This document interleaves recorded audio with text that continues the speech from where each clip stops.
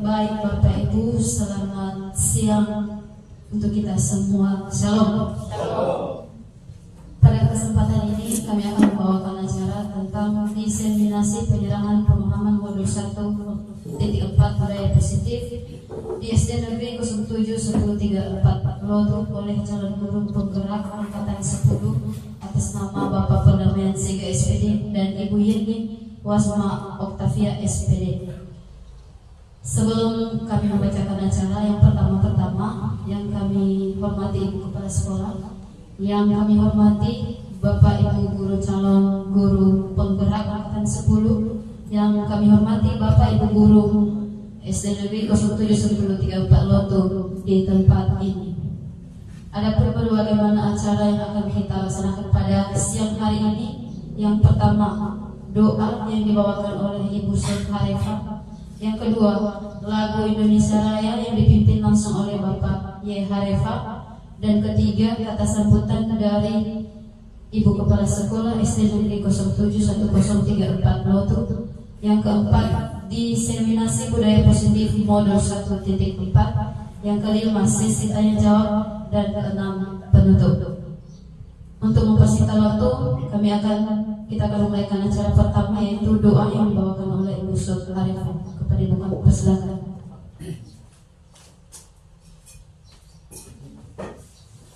Baik, sebelum kita memulaikan acara ini, kita menyerahkan seluruh keluarga kita ke dalam tangan Tuhan. Kita bersatu dalam doa. Bapa yang baik, yang bertata dalam kerajaan surga, segala puji dan syukur hanya kami kembalikan kepadamu ya Tuhan.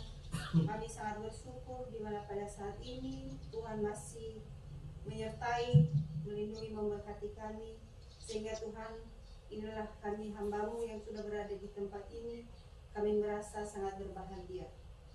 Tuhan, kesempatan yang indah yang telah Tuhan anugerahkan bagi kami pada saat ini, inilah rangkaian acara yang akan dilakukan oleh saudara-saudara kami, calon guru penggerak. Kami mohon Tuhan, kiranya Engkau hadir di tengah-tengah kami, memberkati setiap kami yang ada di tempat ini. Terlebih-lebih rangkaian acara atau kegiatan yang dilakukan oleh Bapak dan Ibu Guru sebagai calon guru penggerak.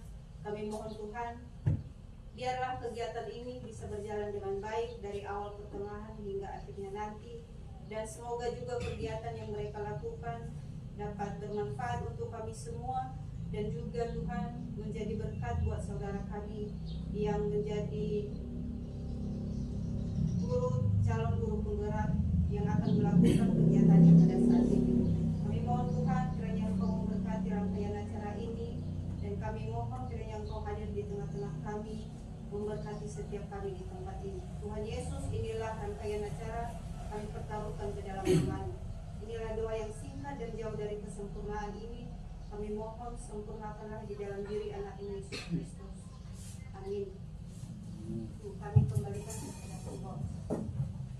Baik, kita sampai pada acara kedua, lagu Indonesia Raya yang dipimpin oleh Bapak Harefa. Kepada Bapak kami persilakan. Kepada Bapak Ibu Guru kami arahkan kepada.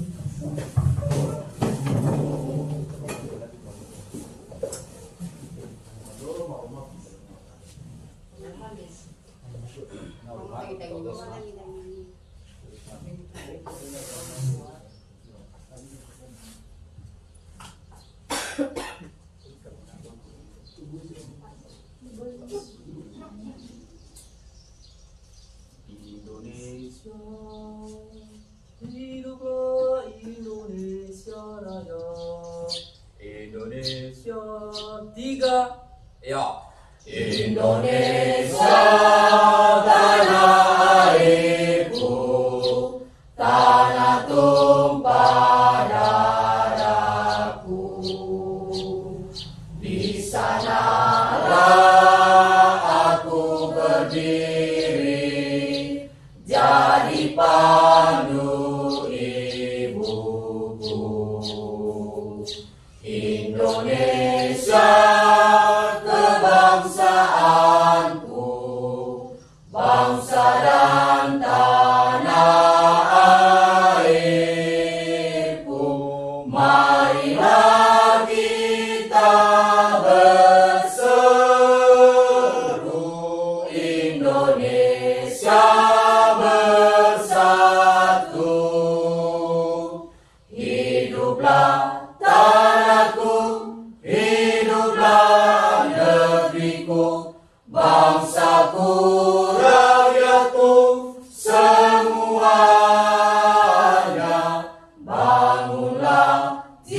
jiwanya, bangunlah badannya untuk Indonesia Raya. Indonesia Raya, merdeka, merdeka, tanahku, negeriku yang ku cinta. Indonesia Raya, merdeka, merdeka, hiduplah Indonesia Raya. Kepada Bapak Ibu kami silakan duduk kembali.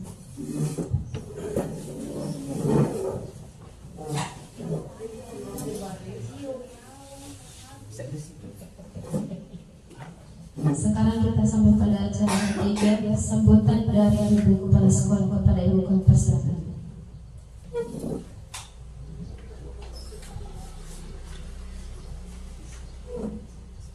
Baik, pertama-tama sekali kami ucapkan terima kasih kesempatan yang telah diberikan oleh pembawa acara. Yang saya hormati Bapak Ibu guru calon guru penggerak, Bapak dan Ibu guru, dan kita yang berkenan hadir dalam kesempatan ini. Kita patut bersyukur atas kasih karunia Tuhan sehingga Tuhan telah mempertemukan kita bersama di tempat yang sangat sederhana ini. Baik, sesuai dengan panggilan kami tadi dari pembawa acara bahwa kami akan menyampaikan kata sambutan. Dalam hal ini mewakili kita seluruhnya Bapak Guru. Jadi pada kesempatan ini kepada Bapak Perdamaian Zega dan Ibu Yeni Wazma Oktavia SPD yang dimananya pada saat ini akan melaksanakan di seminasi penerapan budaya positif modul 1.4. Segala sesuatu bentuk kegiatan pada hari ini, baik dalam bentuk sosialisasi dia atau dalam bentuk sesi tanya jawab, maka kegiatan Bapak Ibu guru calon guru penggerak kami akan sambut dengan baik, dan semoga kegiatan kita pada hari ini lancar dan diberkati oleh Tuhan Yang Maha Esa. Dan terlebih-lebih seluruh rangkaian acara pada hari ini nanti tentang budaya positif yang akan diseminasi oleh Bapak Ibu calon guru penggerak, semoga jadi penghimbau kepada seluruh Bapak Ibu guru yang ada di tempat ini dan dapat nanti mereka terapkan di dalam kelas ataupun kepada peserta didik yang lain. Demikian saja kata sambutan dari kami. Rangkaian akan kami ikuti sesuai dengan teks yang telah Bapak Ibu tentukan. Terakhir akan kami sapa Bapak Ibu seluruhnya. Salam. Baik, terima kasih atas sambutan dari Ibu Kepala Sekolah. Sekarang kita sampai pada acara keempat di seminasi budaya positif modul 1.4 oleh Bapak Ibu kami persilakan.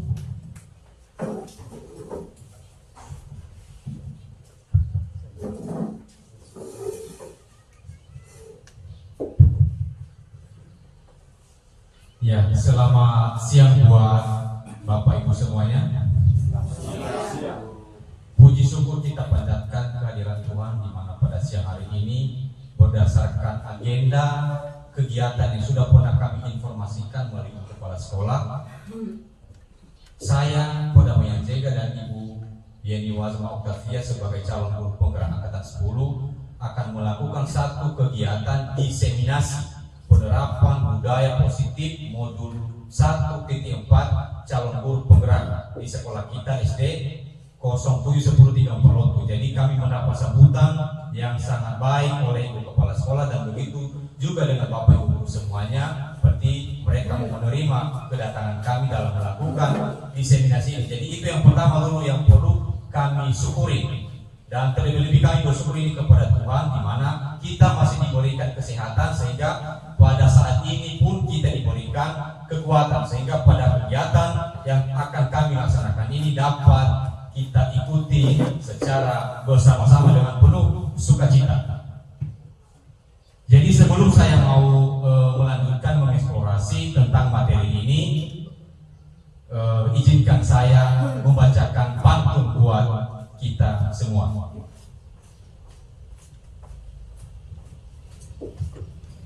Burung elang, burung kakak tua, kepak sayap ke langit biru. Selamat datang Bapak Ibu semua, mari siap belajar ilmu baru. Bersama Mama siaplah pergi beli ikan dan juga roti. Mari bersama saling berbagi demi pendidikan yang lebih berarti.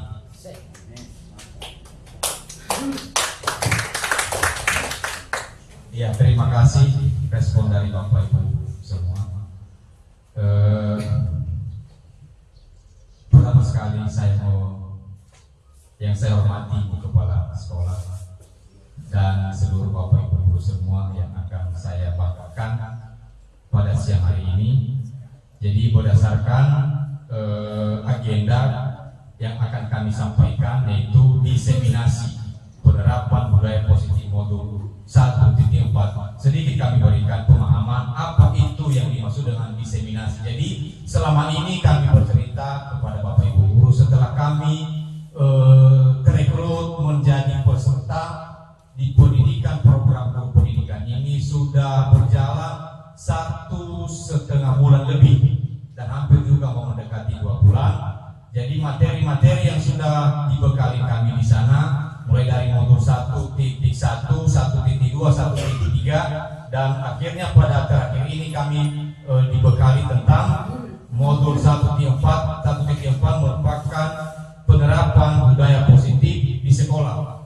Jadi sebenarnya ketika kita mau berbicara budaya positif, saya dulu bertanya kepada Bapak Ibu semua, apa yang terlintas di pemikiran kita kalau kita mendengarkan kata budaya ini, budaya positif ini? Apa yang akan terlintas di pemikiran kita, Bapak Ibu? Saya minta beberapa apa yang terlintas kepada pemikiran kita kalau kita berbicara masalah budaya ini. Ya, saya berikan kesempatan kepada Ibu Kepala Sekolah. Baik, terima kasih kesempatan. Ini tadi mengenai apa yang terlintas kepada pribadi saya ya, bukan kepada keseluruhan tentang budaya positif. Yang terlintas di pikiran saya, yang namanya budaya positif ini dulu berarti yang betul-betul budayanya bagus, memiliki pemikiran-pemikiran adat istiadat dari masa-masa lalu yang memang sudah tepat, sudah sesuai, sudah terpuji di lingkungan masyarakat sekitar. Jadi menurut kami secara pribadi. Terima kasih. Saya teruskan dari kawan Bapak, ada yang mau berkomentar? Oke, saya berikan kesempatan kepada Bapak yang Nazara. Oke, sampai saat ini terpikir sama saya mengenai budaya. Artinya dimengerti Bapak Ibu guru dan juga siswa. Itu menurut saya sih. Terima kasih Bapak Ibu. Berarti budaya positif ini merupakan suatu bukan yang asing lagi bagi kita. Kenapa? Karena pada dunia pendidikan di sekolah sering kita untuk menjalankan kegiatan-kegiatan ini. Kenapa? Karena dari melalui kegiatan budaya positif ini kan kita membentuk karakter kepribadian anak didik kita. Oke, dari materi ini sebelumnya kami mau memperkenalkan beberapa konsep inti yang akan kita bahas, yang akan kami sajikan berdua, saya dengan Ibu Yeni Wazma Octavia sebagai calon guru penggerak angkatan 10, yaitu perubahan paradigma belajar. Apa itu perubahan-perubahan yang ada yang bisa kita lakukan dari yang sebelumnya? Terus yang kedua, disiplin positif. 3 Tiga, nilai-nilai kebajikan. Berikut, kebutuhan dasar manusia, motivasi perilaku manusia, posisi kontrol guru, keyakinan kelas, dan terakhir nanti pendekatan segitiga restitusi. Jadi dari materi ini Bapak Ibu semuanya yang sudah bersukacita pada siang hari ini bersama dengan kami dua calon guru penggerak.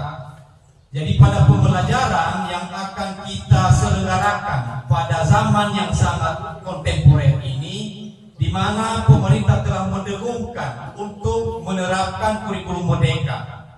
Jadi kurikulum merdeka ini merupakan suatu rancangan pendidikan yang sudah disepakati oleh pemerintah dan bagaimana penerapannya di lapangan, di sekolah. Jadi kita harus mempedomani apa itu yang dimaksud dengan pembelajaran paradigma baru. Jadi yang kita ketahui dari pembelajaran paradigma baru ini, di sana bisa kita melihat pembelajaran yang berdiferensiasi. Pembelajaran yang berdiferensiasi ini kalau kita melihat definisinya, ada itu mengatakan pendekatan atau strategi pembelajaran mengakomodir keberagaman siswa dalam hal kemampuan, minat, gaya, dan kebutuhan belajar. Jadi itu secara pengertiannya pembelajaran berdiferensiasi. Jadi pembelajaran berdiferensiasi ini yang lebih ditekankan di situ adalah kita sebagai pendidik, kita sebagai guru harus mengakomodir, mencari tahu kebutuhan-kebutuhan apa yang ada pada diri peserta didik. Kenapa? Karena ketika kita guru sudah mengetahui kebutuhan apa yang ada, yang mereka punya, berarti kita bisa menyesuaikan kegiatan pembelajaran melalui kebutuhan mereka. Kenapa? Karena ada nanti kaitannya dengan teori kontrol ini. Kenapa? Karena pada hakikatnya kita tidak bisa memaksa seseorang itu untuk berubah. Jadi itu merupakan pandangan kita dalam menerapkan pembelajaran berdiferensiasi. Jadi selama ini saya yakin di sekolah kita SD Negeri Lotu ini sudah kita mulai sebenarnya melakukan kegiatan-kegiatan ini. Dan saya tidak ragu lagi karena saya juga termasuk di dalamnya dan sering bersama-sama dengan Bapak Ibu guru semua. Jadi supaya semangat ini dapat tetap kita kobarkan demi mewujudkan profil pelajar Pancasila di sekolah kita. Jadi terkait dengan kegiatan pembelajaran berdiferensiasi itu ada beberapa miskonsepsi tentang teori kontrol. Jadi sebelum saya mau menjelaskan teori kontrol ini, ada satu pendekatan perumpamaan yang saya sampaikan, yaitu misalnya kan kita mempunyai kepalan tangan kan. Ada kepalan tangan kita ini. Ketika kita kepalkan, anggap saja di kepala tangan kita ini ada suatu barang yang sangat berharga. Katakanlah barang itu sangat berharga. Meskipun orang meminta kita, meskipun orang menghasut kita, jadi karena dia berharga, maka kita yang mempunyai kontrol. Jadi dari pendekatan ini berbagai macam orang pun membujuk kita, mungkin dengan suasana bujukan, mungkin dengan suasana mengancam, sekalipun mungkin dalam suasana apa saja. Jadi kalau memang kita tidak mau membuka, biasanya kita diminta, silakan buka Pak, minta saya berdaya apapun itu. Jadi sebenarnya tergantung kita kalau memang kita mau berikan. Kenapa? Inilah yang dimaksud dengan teori kontrol. Pribadi kita ini adalah bukan orang lain yang mengendalikan Bapak Ibu. Jadi kita sendiri yang mengendalikan pribadi kita, bukan orang lain. Jadi inilah pendekatan-pendekatan yang akan saya sampaikan pada teori kontrol ini yang digagas oleh William Glasser. Jadi ada miskonsepsi yang pertama di mana beliau mengatakan ilusi. Ilusi ini kalau kita berbicara masalah ilusi ini masih belum pasti. Boleh kita katakan sebatas angan-angan kalau dikatakan sebagai ilusi. Jadi ilusi yang pertama, ilusi guru mengontrol murid. Pada dasar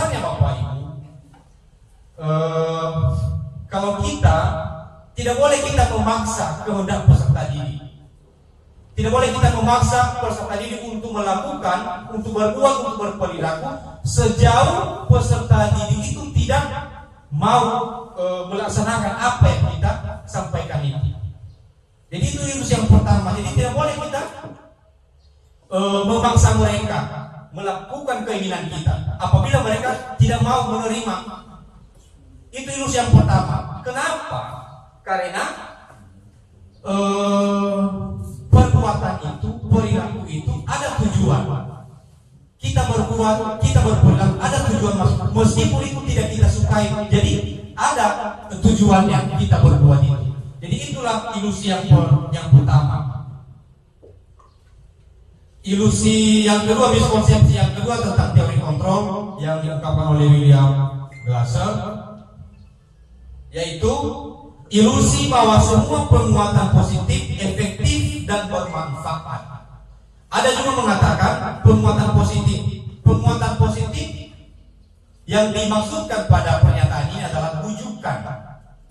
Jadi kita merayu peserta didik supaya bisa berbuat sesuai dengan kemauan kita. Jadi itu tidak diperkenalkan menurut teori kontrol.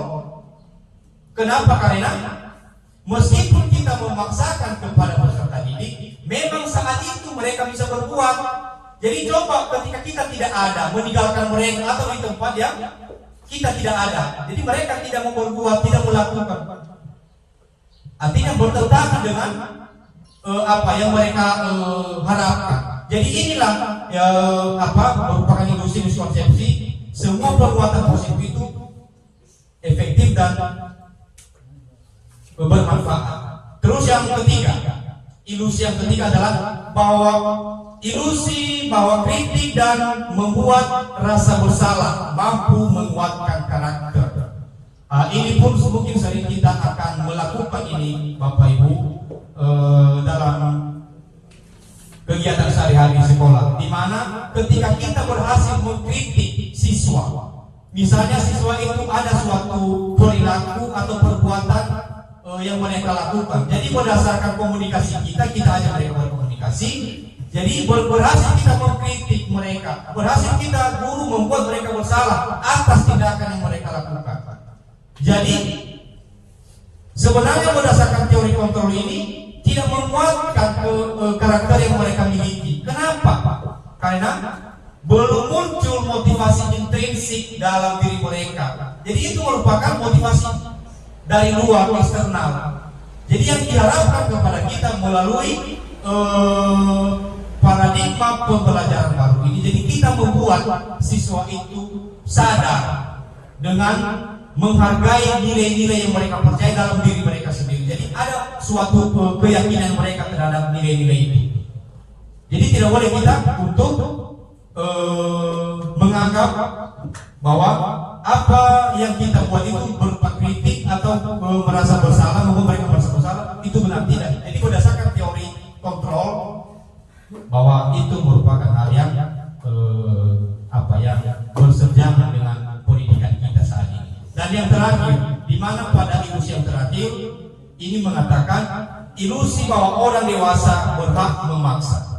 Orang dewasa berhak memaksa. Orang dewasa di sini adalah kita, Bapak Ibu. Jadi tidak boleh kita memaksakan, tidak boleh kita memaksa untuk menyampaikan sesuatu kepada peserta didik. Jadi itu sangat bertentangan. Jadi inilah beberapa miskonsepsi terkait dengan teori kontrol yang diungkapkan oleh William Glasser. Terus berikutnya, mengubah paradigma stimulus respon ke pendekatan teori kontrol. Jadi sebelumnya Bapak Ibu semuanya mungkin kita sudah mengetahui dan mengenal bersama apa itu yang dimaksud dengan stimulus respon. Jadi di kurikulum 2013 pun ini sering didengungkan ini. Kita mau merangsang siswa itu agar nanti ketika ada rangsangan muncul respon. Jadi kita akan rubah paradigma ini, stimulus respon ini ke pendekatan teori kontrol. Ada beberapa kesenjangan yang dapat kita lihat, di mana berdasarkan stimulus respon realita atau kebutuhan kita sama, sedangkan pada teori kontrol kebutuhan kita berbeda. Peserta didik kita di dalam kelas Bapak Ibu, kebutuhannya berbeda, tidak sama. Kita tidak bisa menyamakan kebutuhan yang mereka miliki. Jadi tetap kita berpendapat bahwa mereka itu berbeda. Jadi ini yang akan kita rubah. Terus yang kedua, semua orang melihat hal yang sama. Ketika teori kontrol mengatakan setiap orang memiliki gambaran yang berbeda.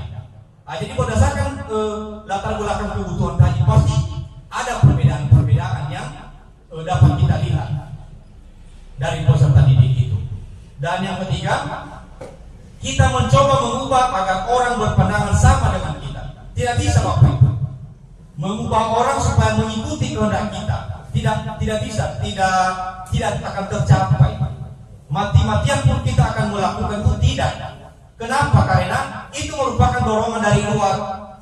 Itu merupakan dorongan dari luar, bukan berasal dari dorongan intrinsiknya dari dalam dirinya. Jadi susah kita untuk mengendalikan itu. Jadi sementara kalau teori kontrol mengatakan kita berusaha, jadi hanya berusaha memahami pandangan bahwa orang itu tentang dunia, bahwa berbeda hakikatnya. Terus yang berikut, perilaku buruk dilihat sebagai suatu kesalahan. Jadi sering ini kita melihat kalau ada masalah siswa. Jadi kita mengatakan kalau dia salah, berarti kalau kita katakan kita eksekusi bahwa dia siswa itu yang salah. Jadi kita katakan itu buruk. Jadi kalau pandangan teori kontrol, semua perilaku memiliki tujuan, meskipun tidak kita terima, meskipun tidak kita suka. Jadi memang dia berbuat ada tujuan tertentu yang muncul di dalam dirinya. Terus yang berikut, orang lain bisa mengontrol saya.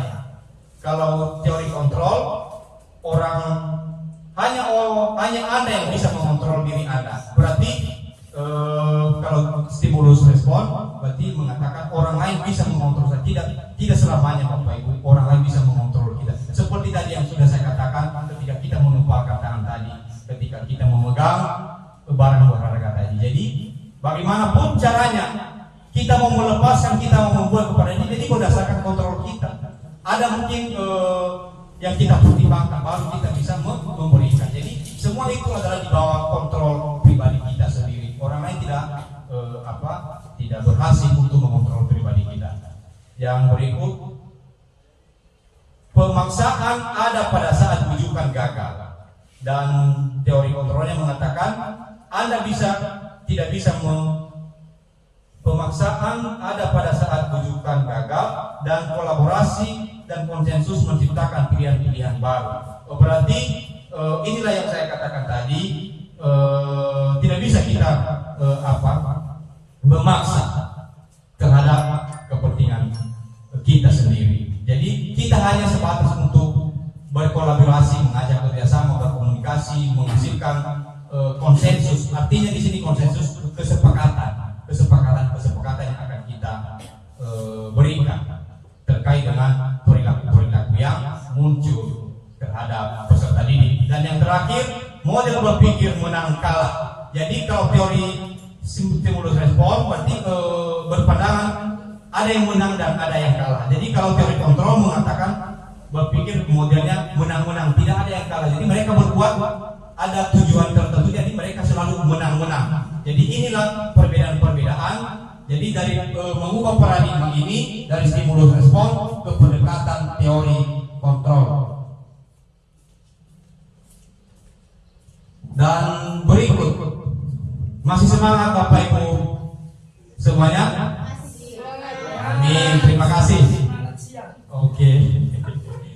Jadi kita sekarang masuk pada disiplin positif.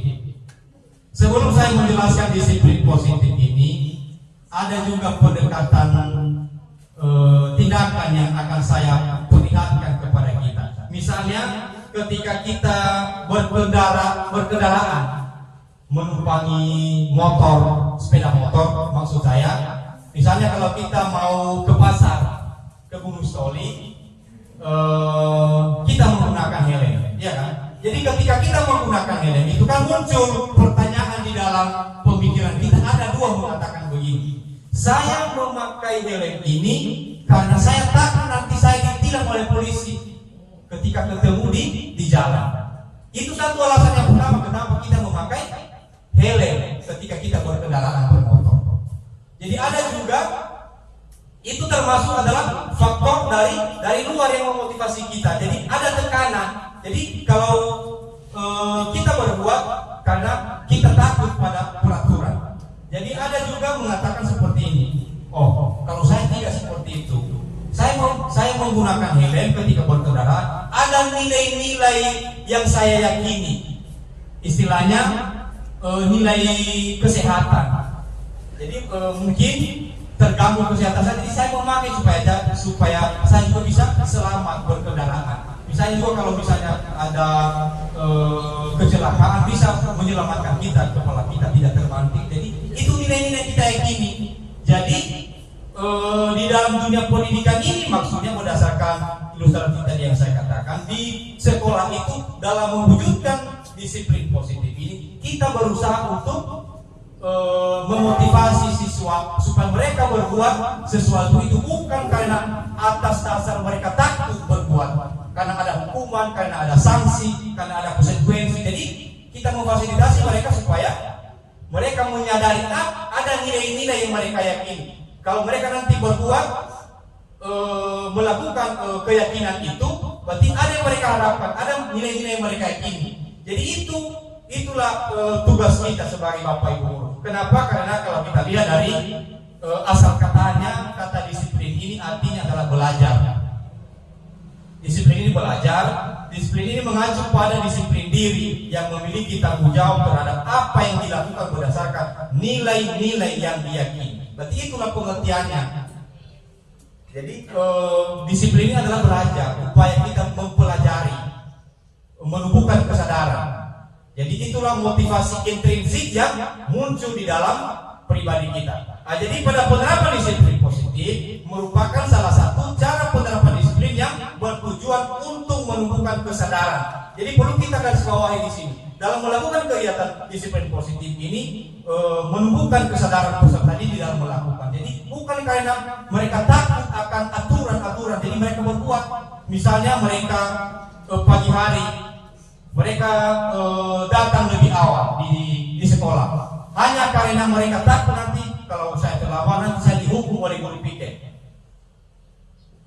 Jadi itu pandangan-pandangan itu yang akan kita rubah berdasarkan paradigma belajar baru yang akan diberikan kepada kita melalui pendidikan guru penggerak ini. Juga kami mau mengambil bagian untuk menyampaikan beberapa teori-teori ini kepada kita semua. Jadi berikutnya, sebagai pendidik tujuan kita adalah menciptakan peserta didik yang memiliki disiplin diri sehingga mereka berperilaku mengacu pada nilai-nilai kebajikan universal dan memiliki motivasi intrinsik dalam perubahan perilaku arah yang lebih baik.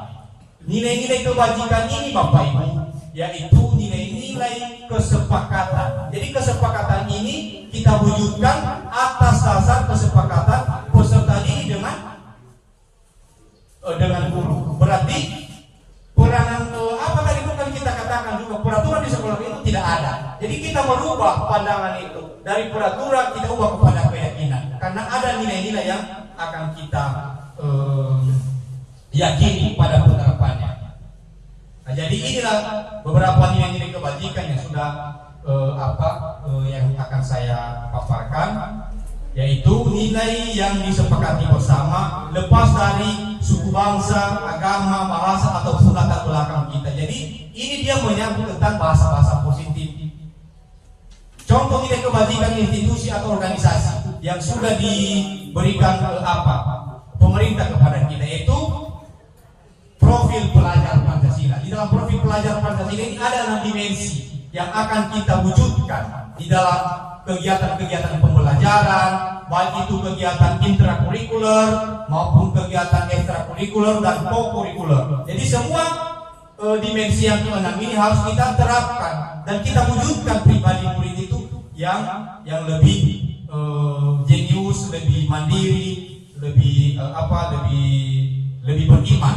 Jadi kalau kita melihat pada yang bagian yang pertama, beriman dan bertakwa kepada Tuhan yang Maha Esa. Jadi sebenarnya sudah kita memulai di sekolah kita melakukan kegiatan-kegiatan yang dimensi pertama ini, beriman ini, yaitu setiap pagi kita juga melaksanakan kegiatan apel, kita libatkan peserta didik untuk memimpin kegiatan doa bersama. Dan bahkan pun juga ada program-program kita berikutnya di sekolah kita di SD Negeri Lotu ini.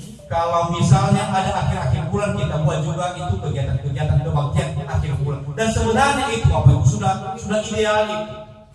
sudah ideal itu pelaksanaannya. Jadi mari kita terus tingkatkan supaya penerapan nilai budaya-budaya positif ini semakin berkembang di sekolah kita, karena kita juga melihat sekolah kita adalah berada di tengah-tengah kota Nia Saudara. Jadi mari kita bergandeng tangan untuk mewujudkan peserta didik yang berakhlak mulia.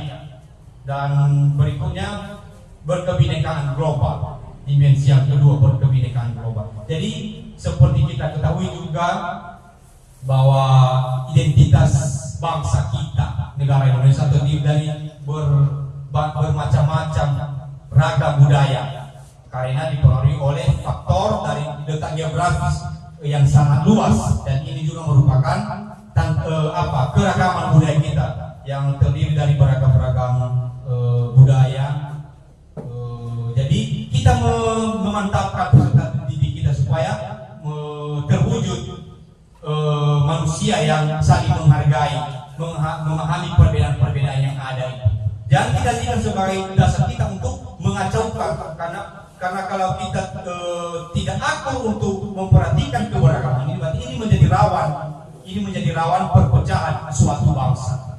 Jadi itu maksudnya tentang berkebinekaan global. Terus gotong royong maksudnya di sini adalah kerjasama atau kolaborasi.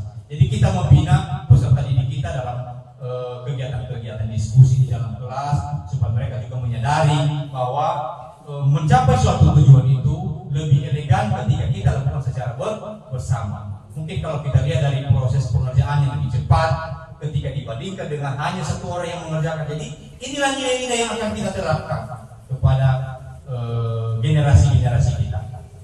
Dan berikutnya mandiri. Jadi mandiri ini kita tuntut mereka untuk belajar mandiri, dan kita juga Bapak Ibu guru harus terus menjadi pembelajar sepanjang hayat.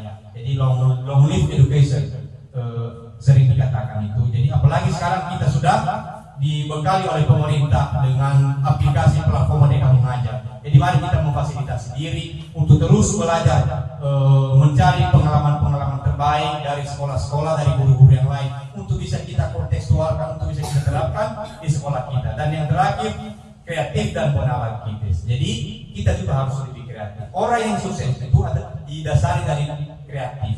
Jadi orang juga yang tidak mau berusaha, jadi tidak akan mendapat kesuksesan.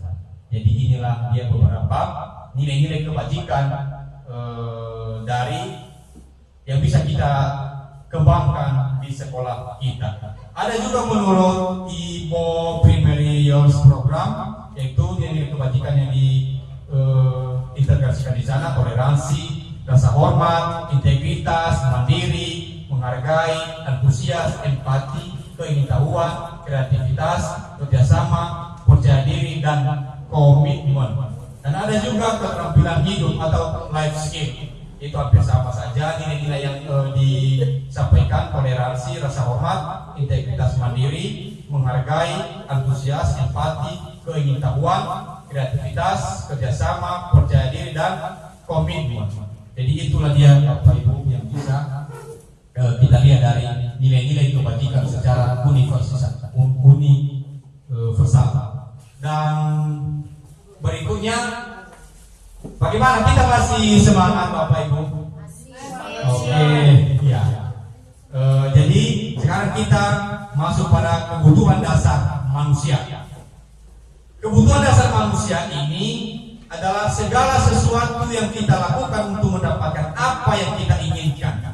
Seluruh tindakan yang kita lakukan memiliki tujuan tertentu, dan semua usaha terbaik yang kita lakukan dalam rangka agar kebutuhan dasar kita terpenuhi dengan baik. Jadi di sekolah juga, ketika kita melihat peserta didik, mereka berbuat itu, mereka itu berperilaku itu, pasti ada yang melatar belakangi mereka. Mungkin kalau kita bisa melihat, ada salah satu kebutuhan mereka yang belum terlengkapi, tercukupi. Jadi makanya mereka dipacu oleh hal itu, makanya mereka bisa berbuat, jadi untuk berperilaku. Jadi kita diharapkan kepada Bapak Ibu harus jeli untuk mengidentifikasi, mencari tahu apa itu kebutuhan-kebutuhan yang tidak terpenuhi kepada peserta didik kita. Jadi kita harapkan supaya terwujudlah komunikasi yang baik antara guru dengan siswa, dan begitu juga sebaliknya antara siswa dengan guru. Jadi dalam kegiatan ini mari kita lihat ada beberapa video yang saya tayangkan kepada kita terkait dengan kebutuhan dasar manusia ini.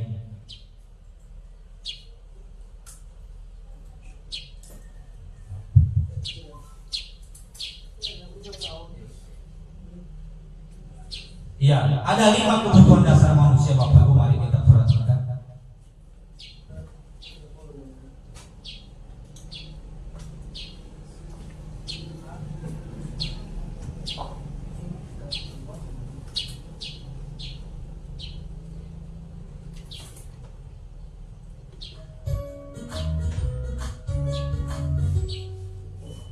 Salam dan bahagia. Ya, mari kita dengarkan bersama. Hebat.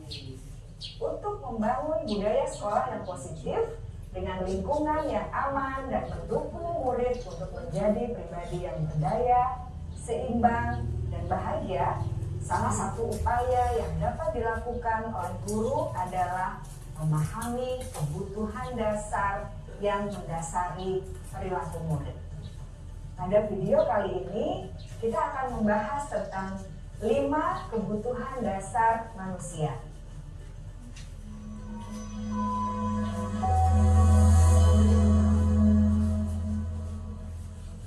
Ki Hajar Dewantara dalam salah satu kutipannya menyatakan, kita ambil contoh perbandingannya dengan hidup tumbuh-tumbuhan. Seorang petani dalam hakikatnya sama kewajibannya dengan seorang pendidik yang menanam padi misalnya. Hanya dapat menuntun tumbuhnya padi. Ia dapat memperbaiki kondisi tanah, memelihara tanaman padi, memberi pupuk dan air, membasmi ulat-ulat atau jamur-jamur yang mengganggu hidup tanaman padi, dan lain sebagainya. Ketika guru memahami kebutuhan apa yang mendasari perilaku murid, dan guru berusaha menuntun dan mendukung murid dalam memenuhi kebutuhannya secara positif, pada hakikatnya guru tersebut ibarat seorang petani yang sedang berusaha memahami kebutuhan masing-masing tanaman, dan ia berusaha memenuhi kebutuhan tanaman tersebut agar dapat tumbuh dengan subur dan maksimal. Dr. William Glasser, seorang psikiater dari Amerika Serikat, menyatakan bahwa seluruh tindakan manusia memiliki tujuan tertentu, yaitu memenuhi kebutuhan dasarnya. Ketika kelima kebutuhan dasar telah terpenuhi secara memadai, maka murid akan tumbuh dengan seimbang dan bahagia. Sebaliknya, ketika kebutuhan dasar tidak terpenuhi dengan baik, maka seseorang akan mengalami emosi negatif seperti bosan, sedih, dan kecewa. Maka mereka dapat melakukan perbuatan yang bertentangan dengan nilai-nilai kebajikan atau melanggar peraturan. Dengan kata lain, perilaku buruk seseorang biasanya adalah respons dari kebutuhan yang tidak terpenuhi. Namun, mereka tidak tahu cara untuk menyampaikannya. Ada 5 kebutuhan dasar manusia menurut Dr. William Glasser, yaitu yang pertama, kebutuhan untuk bertahan hidup atau survival. Yang kedua, kebutuhan untuk merasa diterima atau love and belonging. Yang ketiga, kebutuhan akan kebebasan atau freedom. Yang keempat, kebutuhan akan kesenangan atau fun. Dan yang kelima, kebutuhan akan penguasaan atau power.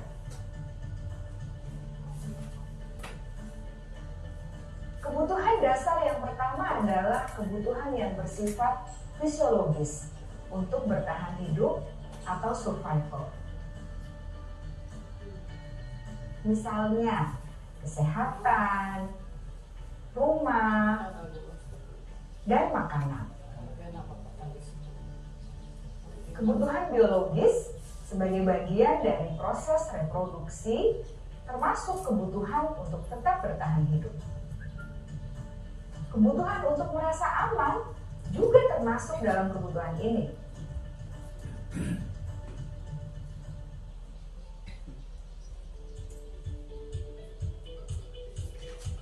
Agar murid dapat belajar dengan baik, kebutuhan mereka akan merasa aman, pangan, sandang, dan papan harus terpenuhi. Bagaimana mungkin mereka dapat belajar dengan baik bila mereka datang ke sekolah dengan perut yang lapar atau bila rumah mereka kebanjiran?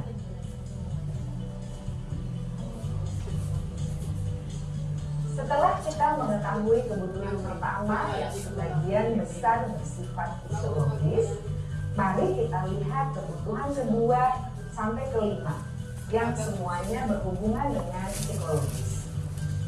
Mari kita lihat kebutuhan yang kedua, yaitu kebutuhan akan perasaan diterima oleh kelompok atau komunitasnya, atau kebutuhan love and belonging. Kebutuhan ini meliputi keinginan untuk tetap terhubung dengan orang lain seperti teman, keluarga, teman kerja, dan kelompok di mana kita tergabung. Oke lah. Setiap murid ingin menjadi bagian Ya, yang berharga.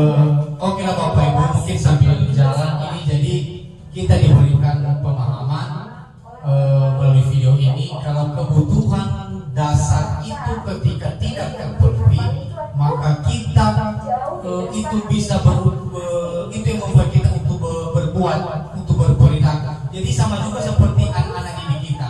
Apabila mereka belum terpenuhi kebutuhan dasarnya, mungkin di rumah belum makan, mungkin juga ada masalah-masalah tekanan-tekanan dari rumah di mana saja. Jadi dapat kita melihat berarti kebutuhan mereka itu belum tercapai. Jadi dapat juga membuat mereka untuk bisa berperilaku di sekolah. Jadi untuk mengetahui itu, mengidentifikasi itu, kita harus jeli sebagai bapak ibu guru, melakukan komunikasi, mempertanyakan apa sebenarnya yang tidak terlengkapi kebutuhan-kebutuhan yang mereka lakukan itu kepada peserta didik. Jadi mungkin kita akan skip saja ini.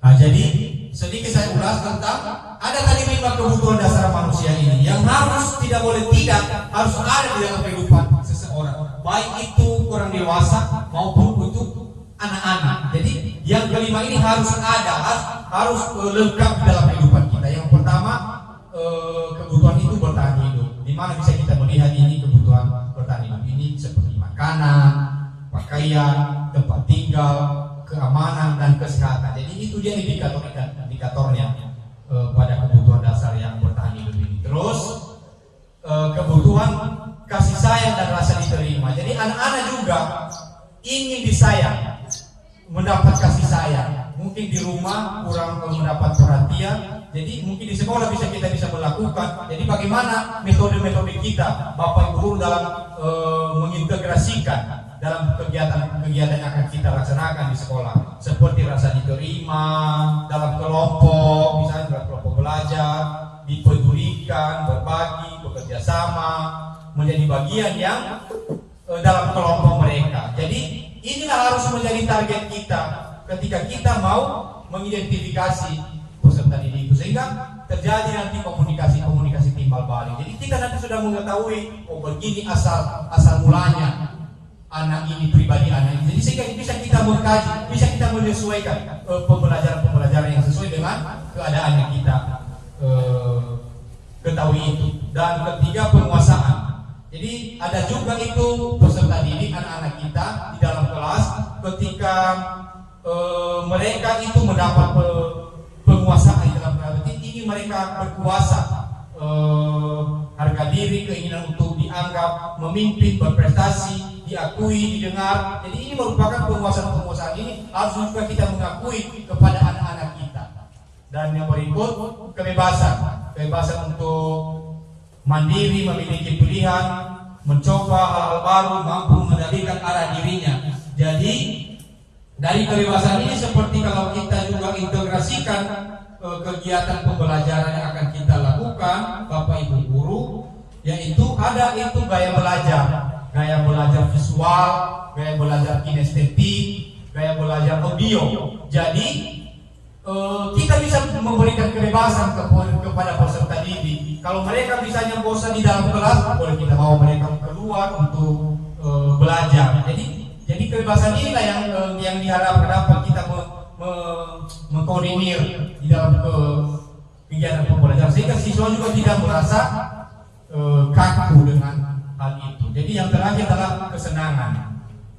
Kesenangan ini dalam bentuk permainan. Jadi sudah mungkin bisa kita integrasikan dalam kegiatan pembelajaran, karena pada akhirnya adalah dunianya adalah bermain. Jadi dalam kegiatan pembelajaran juga boleh kita fasilitasi dalam kegiatan bermain dengan peserta didik. Jadi boleh juga ketika mereka tertawa, bersanda gurau dengan teman-temannya. Jadi kita berikan mereka kebebasan untuk melakukan kegiatan-kegiatan itu.